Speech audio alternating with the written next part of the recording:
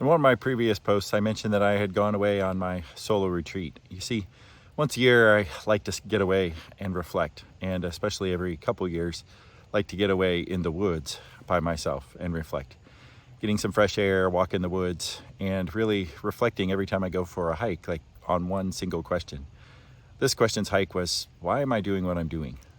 What keeps me going? It took a lot to leave a 25-year career in corporate America. The perceived safety and security of a paycheck coming every 2 weeks, and the camaraderie and the friendships that you build up over that long. But one thing stood in my way was I couldn't really help in the matrix while I was living in the matrix, if you will. You see, work sucked for way too long for way too many people. And all around me, I would watch leaders burning out and flaming out because they were trying too hard. And though we tried in leadership classes and workshops, it just never quite worked. It was in that coaching space when people would come alive and they would get comfortable with their fears and decide who they were again and want to come alive. And in that coaching space, I realized I can do this. And then I tried to take a job working for someone else. I tried to work being hired to change some of the leadership systems.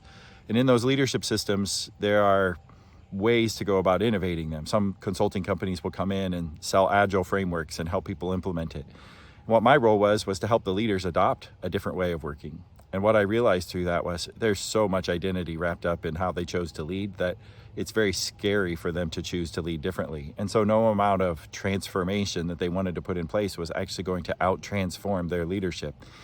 It was a confirming belief for me that I needed to move out on my own and do this more abundantly and more freely, because it's in the space of literally braving the wilderness that leaders will actually feel what they need to feel to change what they need to change.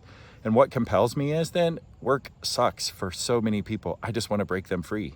But the only way that I know to break free from that is not to go ahead and put people in workshops and leadership classes. It's to break the mindset that has held people in bondage for way too long, to help men specifically realize that they were called for a greater purpose and that their leadership should actually make them a better person at work, but more importantly, at home and in their communities. And when we do that, we're going to set the standard for many people to follow, the people in our workplaces, the people in our homes, and the people in our communities. But unless we take that rightful charge, we're never going to live up to it, and our world will continue to hunger for leadership. So it's good for me to get away and reflect upon this. And the purpose of me recording it is not just for you, but also for me to look back upon when those hard moments happen or those that dream demons or belief bullies get in my way. I know that I'm doing what I was supposed to do, and it's with people like you that make it worthwhile. Thanks for being here, and thanks for showing up.